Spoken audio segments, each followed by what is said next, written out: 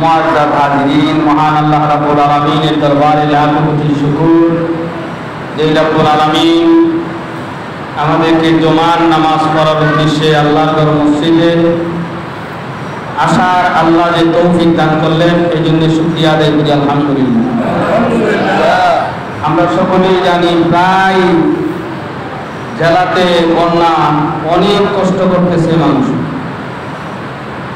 তাদের জন্য দোয়া করি আল্লাহ তাআলা যেন তাদেরকে সুস্থ রাখে, আপদ বিপদ থেকে হেফাজত করে। সবাই বলেন আমিন। কোন সময় কোন এলাকাতে কোন সময় কোন মানুষের বিপদ আসে এটা কেউই বলতে পারবে না, একমাত্র জানেন কে? আল্লাহ। এই পৃথিবীটা আল্লাহর রহমত এর উপরে 24 ঘন্টা আল্লাহর রহমতের উপরে চলতেছে। যখন গজব হয়ে যায় তখন পৃথিবীর অবস্থা খারাপ হয়ে যায়। সবচেয়ে বড় গজবে আমি যা গবেষণা করি পাইলাম, আল্লাহর গজবের মধ্যে 1 নম্বর হইল আগুন, 2 নম্বর হইল পানি। 1 নম্বর হইল আগুন, 2 নম্বর হইল পানি। আমরা তো আর ইব্রাহিম নবীর মতো ইমানদার না যে আগুনের ভিতরটারে আল্লাহ ফুলের বাগান বানাই দিব। আমরা তো নূহ নবীর মতন এত বড় ইমানদার না, আমরা লাগে আল্লাহ কুদরতিভাবে নৌকা বানাই দিব। ইব্রাহিম নবীর আল্লাহ আগুন থেকে বাঁচাইছে ফুলের বাগান বানাইয়া, আর নূহ নবীর আল্লাহ তাআলা বাঁচাইছেন প্লাবন থেকে। আমরা কোন নাকি এই পৃথিবী যতটুকু উঁচা, যেই জায়গাতে এই পৃথিবী উঁচা নাবি, ওই জায়গাতে 70 গজ পাঠিয়েছে নূহ নবীর সময়। তাহলে 70 গজ কয় হাত হয়?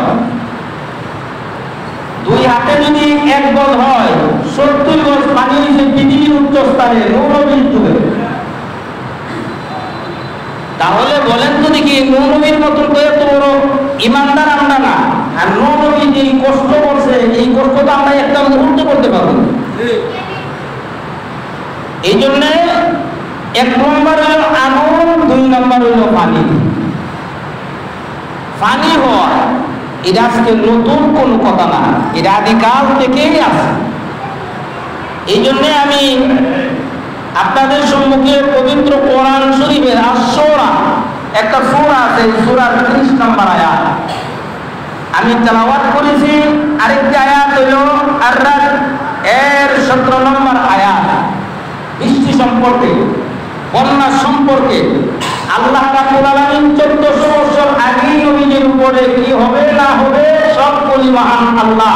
আয়াতে কারিমা একের প্রতি এক মহান আল্লাহ নবীজির উপরে নাযিল করে বিশ্ববাসীকে জানায়া দিয়ে রাখছেন, দুনিয়াবাসীকে জানায়া দিয়ে রাখছেন, তোমরা এগুলি স্মরণ করো, কেননা আমরা পিছনের কথা ভুলে যাই, এই জন্য আমাদের বিপদ।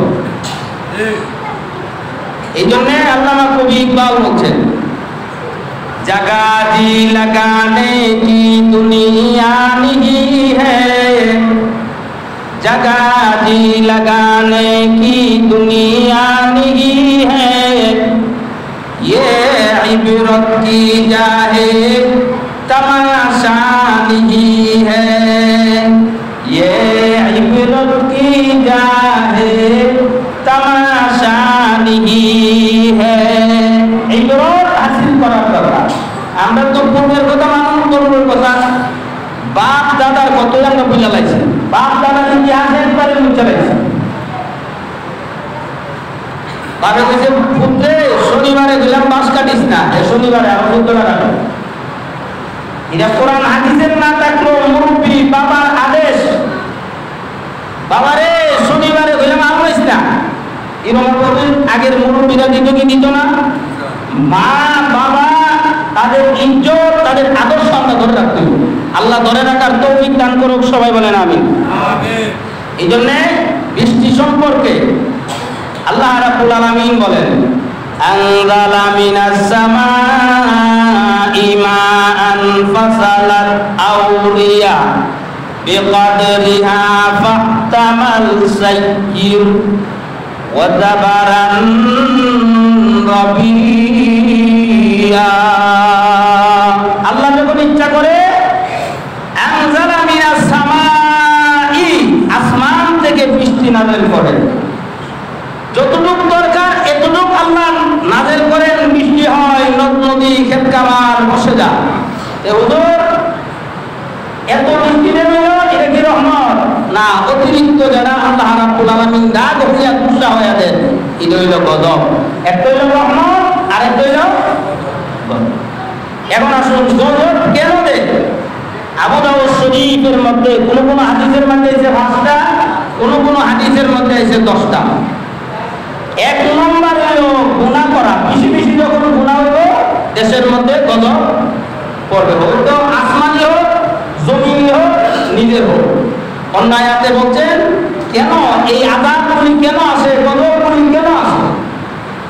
আমরা তো সহজ একটা হয়েছি, যে কোনো রাজা কিংবা প্রধানমন্ত্রী যখন ক্ষমতায় থাকে, সালের দাম বাড়লে আমরা দাওয়া সুরা বলে গিয়ে রাস্তা বলে দেবো। আবার যখন আরেক সরকার আয়ে আবার গিয়ালে না দেখে মোড়ে কিন্তু সালের দাম আর সবজির দাম, খাদ্য দ্রব্যের দাম কিন্তু কমে না, দিন বাড়ে। আমরা এটার অভ্যাস, রাস্তা রাজপথে নেমে দেখে, কিন্তু কমাইবার মালিককে আরো জোরে কর আল্লাহ বলেন, মানুষের দাম ধন করলে দেবো না, পেঁয়াজের দাম আপনার দিলাম।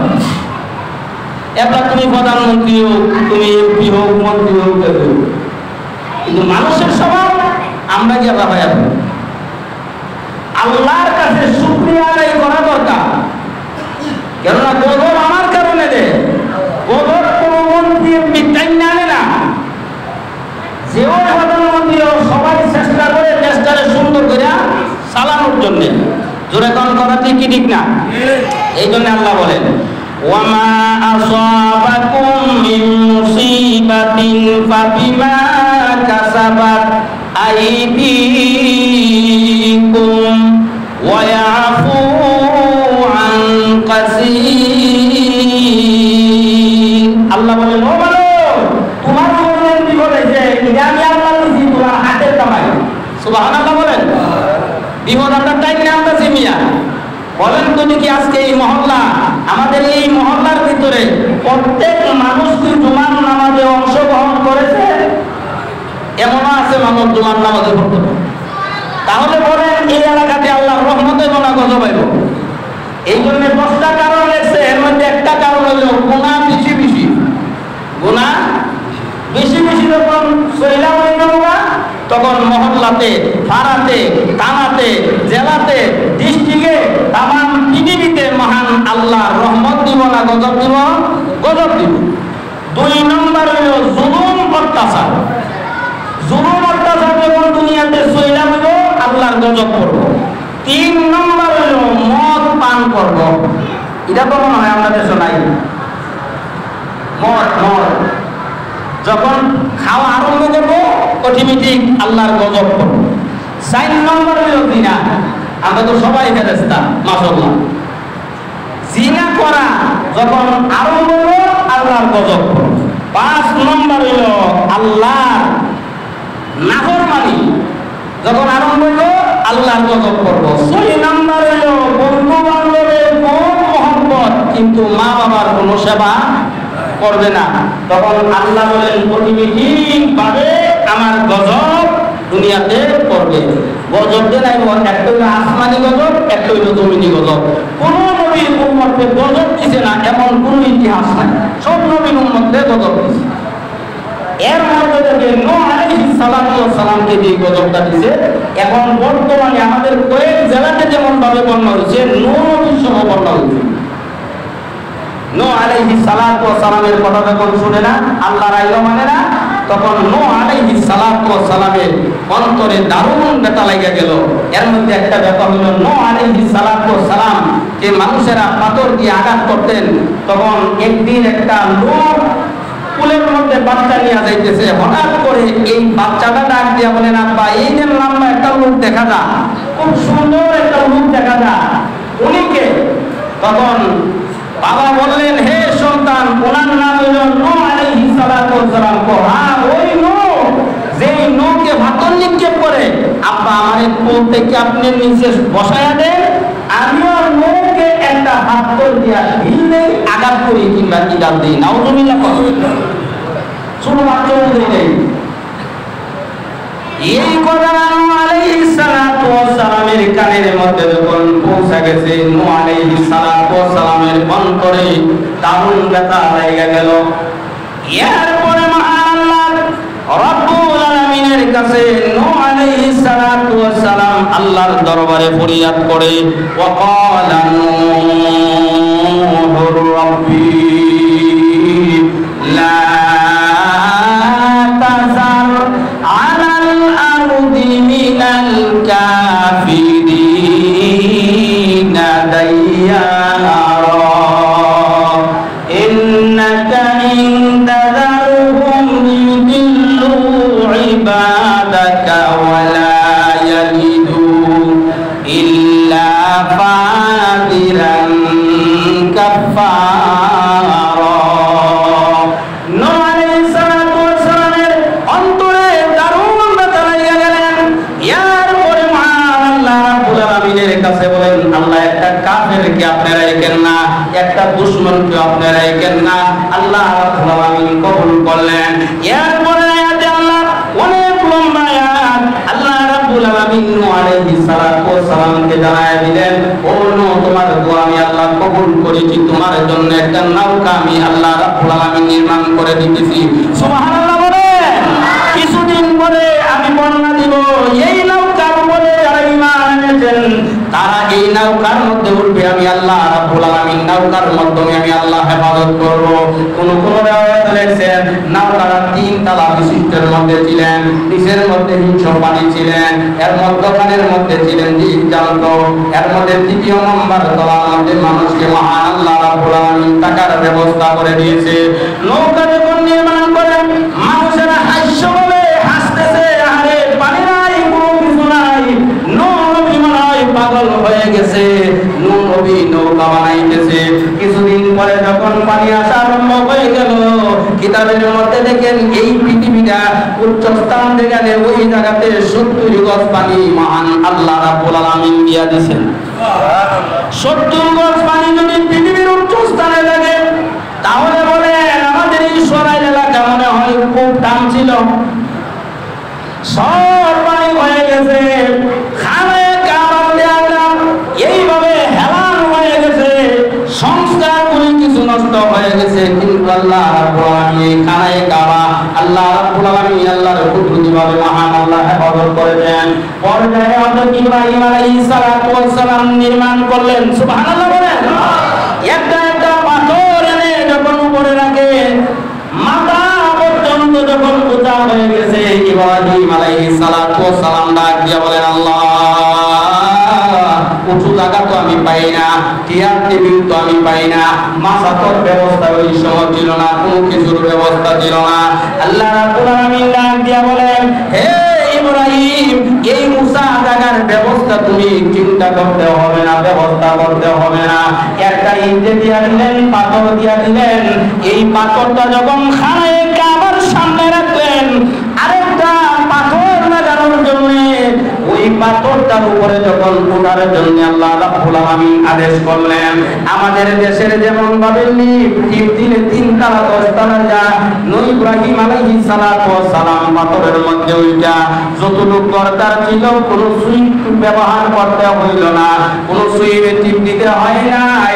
ইব্রাহিম আলাইহিস সালাতু ওয়াস সালাম পাথরের মধ্যে বসে আরেকটা পাথর লাগানোর মতন উঁচা জায়গার মধ্যে আল্লাহর কুদরতিভাবে মহান আল্লাহ পাথরটারে লিফট আকারে বানায়া দিয়েছে।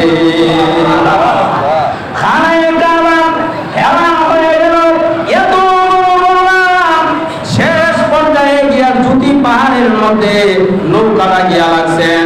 আল্লাহু আকবার। কিতাবের মধ্যে লেখেন নূহ আলাইহিস সালাতু ওয়াস সালামের যারা কালিমা গ্রহণ করেছে, আল্লাহর উপরে যারা ঈমান এনেছে, সকলকে নৌকার মধ্যে লইয়া তাম পৃথিবী ঘুরছেন। পৃথিবীর এমন কোন স্থান নাই যেই জায়গাতে নূহ নবীর নৌকা গেছে না। সুবহানাল্লাহ।